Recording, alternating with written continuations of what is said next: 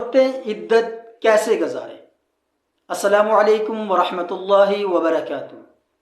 آج میں آپ کو آج سے 1450 سال پہلے مدینہ منورہ کا ایک ایسا واقعہ سنانے جا رہا ہوں جس نے قیامت تک آنے والی مسلمان عورتوں کے لیے عدت کا حکم واضح کر دیا۔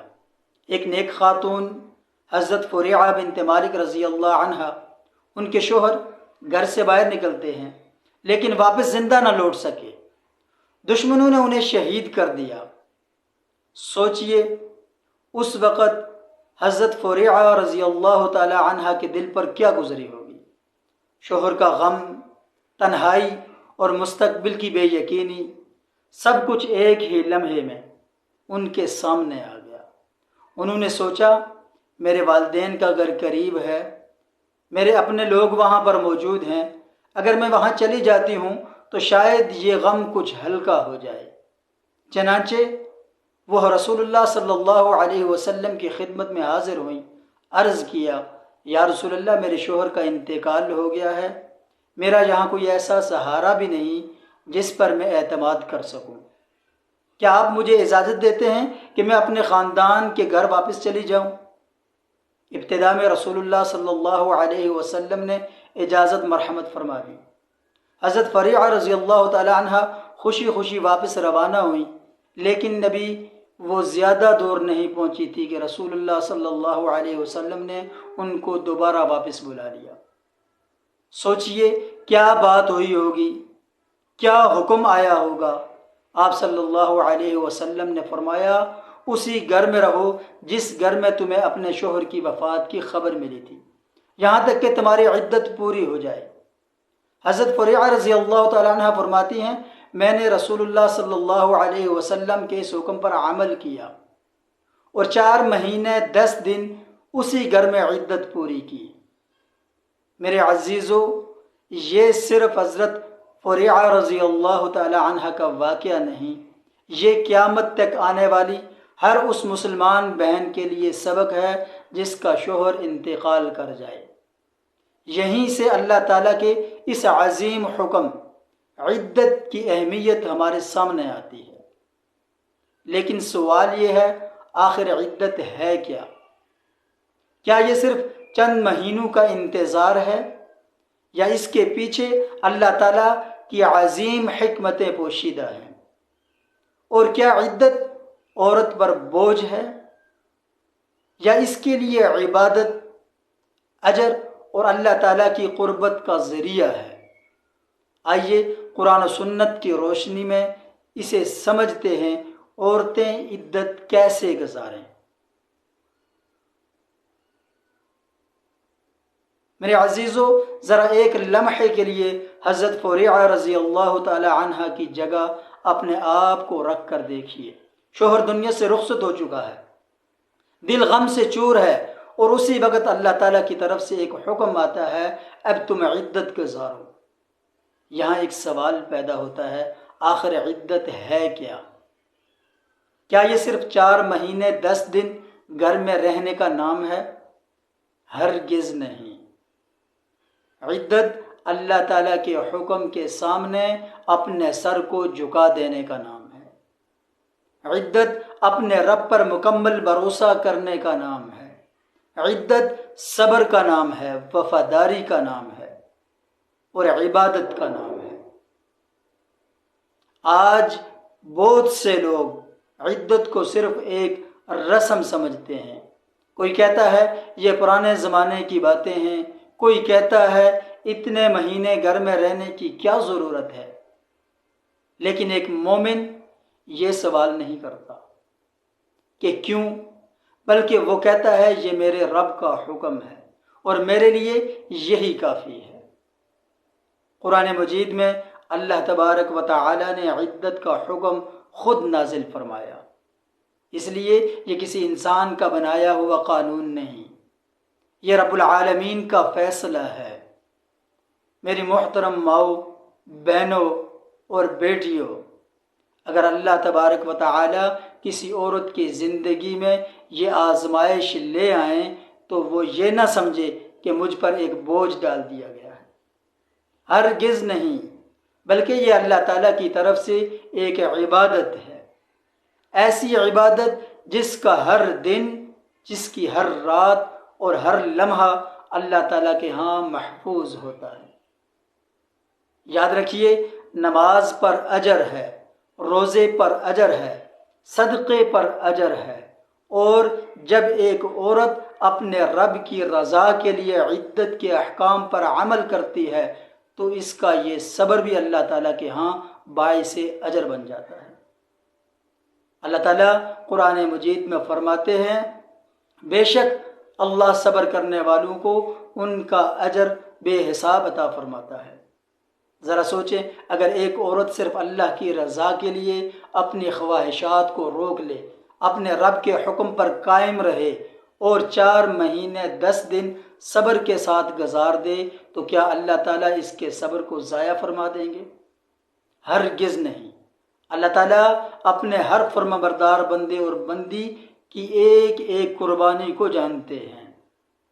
میرے عزیزو، عدت عورت کی بے عزتی نہیں، عدت اس کی عزت ہے، عدت اس کے ایمان کی علامت ہے، اور عدت یہ اعلان ہے کہ ایک مسلمان عورت اپنے رب کے حکم کو ہر حال میں اپنی خواہش پر مقدم رکھتی ہے۔ اب سوال یہ ہے کہ اگر کسی عورت کے شوہر کا انتقال ہو جائے تو شریعت نے اس کے لیے کون کون سے احکام بیان فرمائے ہیں، کون سے کام کرنے کے ہیں، کن چیزوں سے بچنا ہے، اور کن مواقع پر شریعت نے آسانی بھی عطا فرمائی ہے۔ آئیے اب ان تمام احکام کو ایک ایک کر کے سمجھتے ہیں۔ عورتیں عدت کیسے گزاریں؟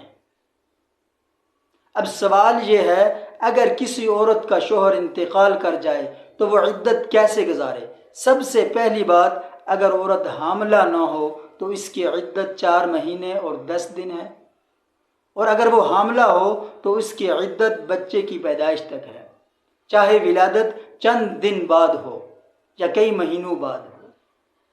اب ایک اور اہم بات، بعض لوگ وفات کی عدت اور طلاق کی عدت کو ایک ہی سمجھتے ہیں، حالانکہ دونوں میں فرق ہے۔ اگر شوہر کا انتقال ہو جائے تو عدت 4 مہینے اور 10 دن ہے، لیکن اگر طلاق ہوئی ہو تو اس کی عدت الگ ہوتی ہے۔ اگر عورت کو مخصوص ایام آتے ہوں تو اس کی عدت 3 مرتبہ مخصوص ایام آنے اور پاک ہونے تک ہے، اور اگر عورت مخصوص ایام کی عمر سے گزر چکی ہو یا کسی وجہ سے مخصوص ایام نہ آتے ہوں تو اس کی عدت 3 قمری مہینے ہیں، اور اگر وہ حاملہ ہو تو اس کی عدت بچے کی پیدائش تک ہے۔ اس لیے وفات کی عدت اور طلاق کی عدت دونوں الگ الگ ہیں۔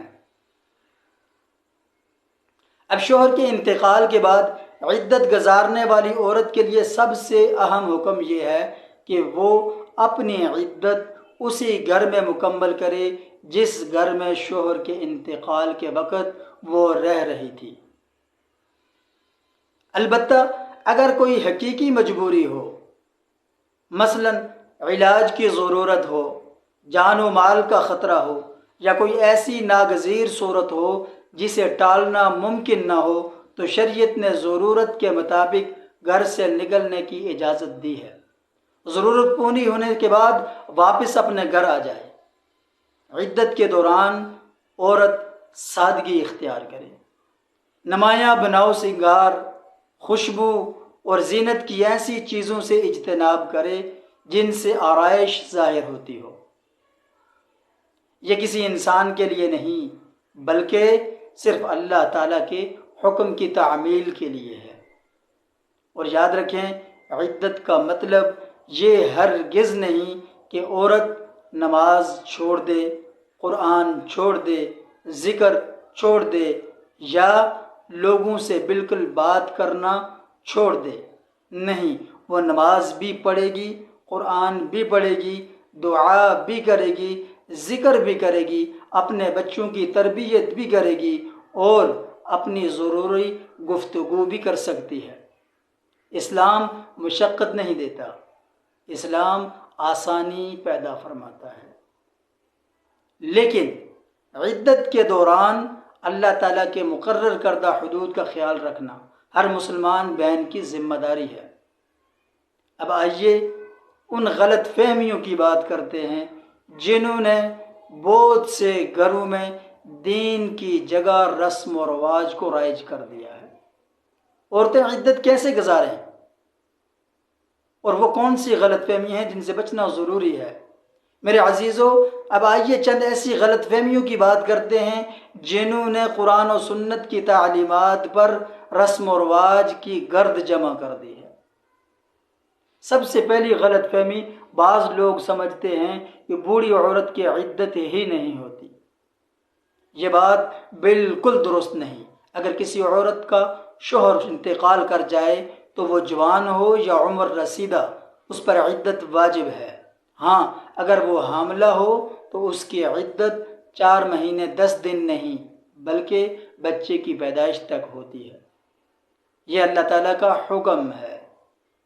دوسری غلط فہمی، کچھ لوگ کہتے ہیں عدت والی عورت آئینہ نہیں دیکھ سکتی۔ یہ بات درست نہیں۔ شریعت نے آئینہ دیکھنے سے منع نہیں کیا۔ اصل مقصد بناؤ سنگار اور زینت سے اجتناب کرنا ہے۔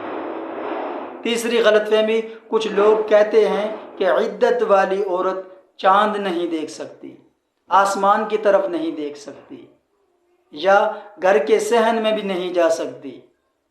میرے عزیزو، یہ باتیں قرآن و سنت سے ثابت نہیں۔ ہمیں وہی دین اختیار کرنا ہے جو اللہ اور اس کے رسول صلی اللہ علیہ وسلم نے ہمیں سکھایا ہے۔ چوتھی غلط فہمی، بعض لوگ سمجھتے ہیں عدت والی عورت کسی سے بات نہیں کر سکتی۔ یہ بھی درست نہیں۔ وہ اپنے محرم رشتہ داروں سے ضروری گفتگو کر سکتی ہے، اپنے بچوں کی تربیت کر سکتی ہے، قرآن پڑھ سکتی ہے، ذکر کر سکتی ہے، دعا کر سکتی ہے، البتہ بلا ضرورت ایسی محفلوں اور کاموں سے بچے جو عدت کے وقار کے خلاف ہوں۔ پانچویں غلط فہمی، کچھ لوگ سمجھتے ہیں عدت کے دوران صرف کالے کپڑے پہننا ضروری ہے۔ یہ بھی درست نہیں۔ اسلام نے کسی خاص رنگ کا حکم نہیں دیا۔ سادہ اور غیر زینتی لباس ہی مقصود ہے۔ میرے عزیزو، دین رسموں کا نام نہیں، دین اللہ اور اس کے رسول صلی اللہ علیہ وسلم کی اطاعت کا نام ہے۔ جس چیز کا حکم قرآن و سنت میں ہے اسے خوش دلی سے قبول کریں، اور جس چیز کی کوئی دلیل نہیں اسے دین نہ بنائیں۔ آج اگر ہمارے گھروں میں عدت کے صحیح احکام عام ہو جائیں تو کتنی ہی مسلمان بہنیں غلط رسموں اور بے بنیاد پابندیوں سے بچ سکتی ہیں۔ میری محترم ماؤں، بہنوں اور بیٹیوں، اگر کبھی اللہ تبارک و تعالی آپ کی زندگی میں یہ آزمائش لے آئیں تو یاد رکھیے آپ اکیلی نہیں ہیں۔ آپ کا رب آپ کو دیکھ رہا ہے۔ آپ کے آنسو اس سے پوشیدہ نہیں، آپ کا صبر اس کے ہاں محفوظ ہے، اور آپ کی اطاعت ضائع ہونے والی نہیں۔ اللہ تعالیٰ ہر صبر کرنے والے سے محبت فرماتے ہیں، اور ہر فرما بردار بندے اور بندی کے لیے بہترین اجر تیار فرمایا ہے۔ آئیے آج عہد کریں کہ ہم عدت کے صحیح احکام سیکھیں گے، اپنے گھروں تک پہنچائیں گے، اور اپنی ماؤں، بہنوں اور اپنی بیٹیوں کو قرآن و سنت کے مطابق اس عظیم عبادت کی اہمیت بتائیں گے۔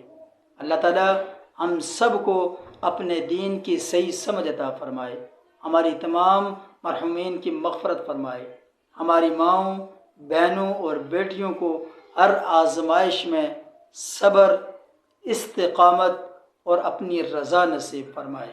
آمین یا رب العالمین۔ والسلام علیکم ورحمۃ اللہ وبرکاتہ۔